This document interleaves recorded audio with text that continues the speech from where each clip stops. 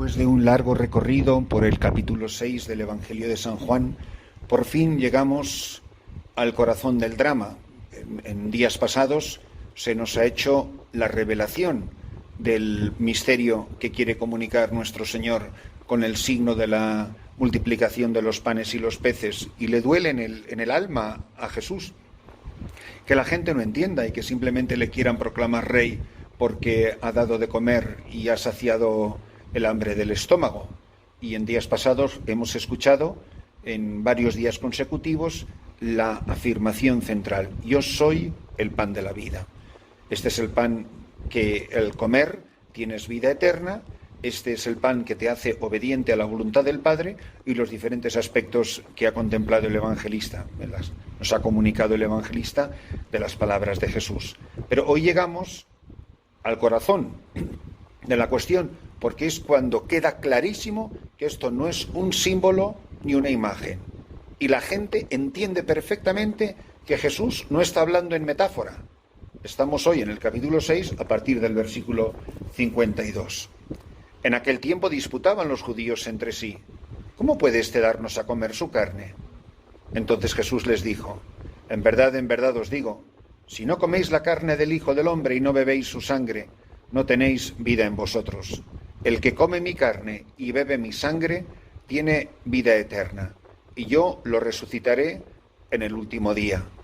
Mi carne es verdadera comida, y mi sangre es verdadera bebida. El que come mi carne y bebe mi sangre habita en mí y yo en él.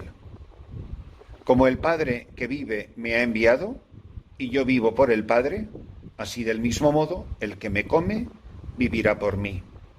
Este es el pan que ha bajado del cielo, no como el de vuestros padres que lo comieron y murieron. El que come este pan vivirá para siempre. Esto lo dijo Jesús en la sinagoga cuando enseñaba en Cafarnaún. Mirad, la gente entiende perfectamente que no es una metáfora, entiende perfectamente que no es un lenguaje simbólico, porque literalmente pregunta: ¿cómo puede éste darnos a comer su carne? Si era, imaginaros que este pan representa que soy yo, no tendrían que estarse haciendo todas esas preguntas sobre un posible canibalismo. No se trata de antropofagia, se trata de un hombre que dice que el pan es su carne, y el verdadero pan que tiene en las manos es la carne del Verbo, es mi carne, y yo os estoy dando de comer mi carne. Pero él lo que está entregando es algo que parece pan, pero él no lo llama pan, lo llama carne. No dice que hay que comer el pan, dice que hay que comer su carne. No dice que hay que beber vino, dice que hay que beber su sangre. El que come mi carne y bebe mi sangre habita en mí y yo en él. Es el misterio de la inhabitación que por el Verbo encarnado hace presente a las tres personas divinas en el alma del creyente, de la manera más radical en el momento del bautismo, pero una presencia que no solo es ontológica, sino también es existencial, es decir, que o crece o disminuye. Ontológicamente todo bautizado es templo del Espíritu Santo. Ahora una persona puede estar en pecado mortal y hay poca presencia de las personas divinas en el alma de esa persona. O una persona puede estar en la cumbre de la santidad y esa presencia es fortísima. Hay una configuración, que absoluta solo será en el cielo o en el momento de la resurrección, pero de enorme plenitud. Y lo repite muchas veces como una persona que es consciente de que lo que está diciendo jamás lo ha dicho nadie, y que lo que está diciendo no lo puede entender la mayor parte de la gente. Y sin embargo, no trata de modificar el vocabulario, no trata de suavizar los términos. No, la gente ha entendido perfectamente lo que acaba de afirmar, que hay que comer su carne. Y la gente dice: ¿pero cómo vamos a comer su carne? Y insiste: amén, amén, en verdad, amén, amén, os digo, si no coméis la carne del Hijo del Hombre y no bebéis su sangre, primera vez. Luego dice, el que come mi carne y bebe mi sangre tiene vida eterna y yo lo resucitaré. Después dirá, mi carne es verdadera comida y mi sangre es verdadera bebida. Cuarta vez, el que come mi carne y bebe mi sangre habita en mí y yo en él. ¿Qué hace comulgar? Repito lo que está escrito en el Evangelio. ¿Qué hace comulgar? Es tener vida en nosotros. Si no coméis y bebéis, no tenéis vida en vosotros. Pues si comemos y bebemos, tenemos vida divina en nosotros. Segunda afirmación, el que come mi carne y bebe mi sangre tiene vida eterna y además participa de la resurrección y yo lo resucitaré en el último día. El que comulga en gracia de Dios tiene asegurada la resurrección de la carne y la entrada en el cielo. Todo el que muere en gracia de Dios va al cielo.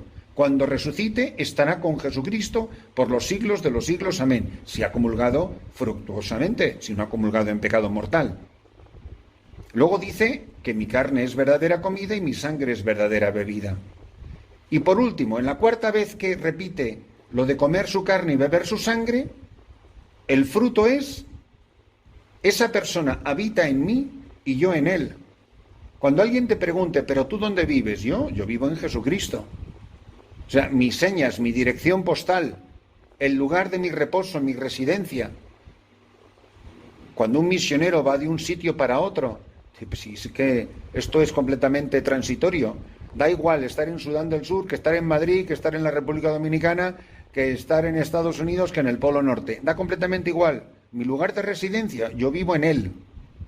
¿Y dónde vive Jesucristo? Jesucristo vive en mí. Y Jesucristo, que vive en mí, porque lo he comulgado en el pan de vida y en el cáliz de salvación, porque he comido el pan consagrado, que es su cuerpo y es su carne, y he bebido el cáliz de vino consagrado, que es su verdadera sangre, la misma que derramó en la cruz, Él habita en mí y yo habito en Él. Y luego dice, este es el pan. Fijaros qué maravilla.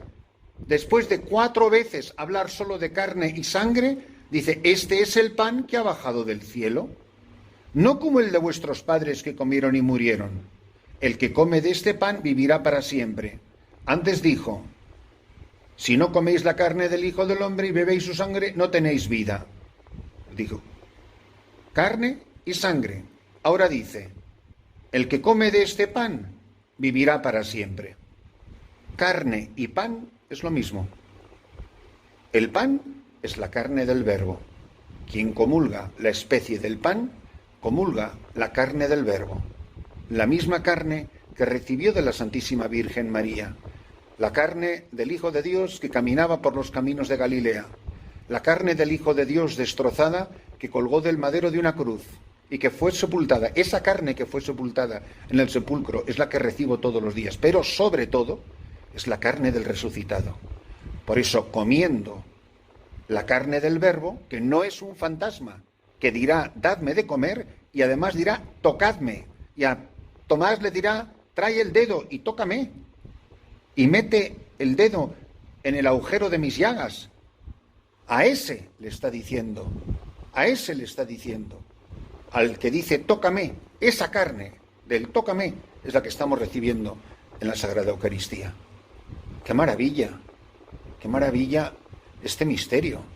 ¡Qué maravilla la Santa Misa que celebré ayer por la mañana en esa comunidad Nangonji, donde celebré un matrimonio de 2 personas mayores que estaban emocionados porque hacía años y años y años que no habían podido comulgar, que no se habían podido confesar y que por fin pudieron casarse. Y ahí, debajo de unos árboles, una maravilla, una misa preciosa. Ver a ese hombre y esa mujer, porque había un sacerdote y el matrimonio en el contexto de la Eucaristía. Se casaron. Tuvimos además 2 bautizos, pero se casaron al comenzar la misa, como hace todo el mundo, todo el que quiere y puede se confiesa, se confesaron ellos los primeros y comulgaron su cuerpo y su sangre. Comieron la carne del Verbo y bebieron su sangre. Y en ese momento recibieron vida eterna, vida para siempre. Y desde este momento, ahí en su chocita de paja, en medio de la selva, ese hombre y esa mujer caminan juntos hacia la resurrección y caminan juntos hacia el cielo. Y yo soy el hombre más afortunado del mundo por haber sido testigo de ese matrimonio que ayer por la mañana recibió en un rincón de la selva de África a Cristo pan de vida, a Cristo cáliz de salvación, que recibieron el perdón de sus pecados y que van camino de la eternidad, que van camino del cielo, que van camino de la resurrección. Ojalá que camino del cielo y de la resurrección vayamos vosotros y yo, acompañados de la Santísima Virgen, de los apóstoles, de los santos, de los mártires, de los doctores, de las vírgenes, de los confesores, de todos los grandes hombres y mujeres que han alcanzado la plena santidad. Que nos tomemos en serio lo que significa la Santa Misa, porque lo que está en juego no son los 4 días que vamos a vivir aquí de tejas abajo, sino nuestro destino eterno. ¿Y cómo no me va a partir el corazón que ante semejante maravilla haya tanta gente que comulgue mal, que no comulgue, que nadie le diga nada, que la gente se ponga en fila como el que recibe patatas fritas? Y que muchas veces los sacerdotes no nos tomemos la molestia de advertir a la gente lo grave que es comulgar en pecado mortal, lo grave que es recibir mal a Jesucristo. San Pablo dirá que esa persona literalmente se está comiendo su propia condenación. Esta Santa Misa tiene que ser una llamada a adorar el misterio. Señor, que comiendo tu carne y bebiendo tu sangre tenga vida eterna, vivas tú en mí y viva yo en ti, para que un día contigo resucite en el último día.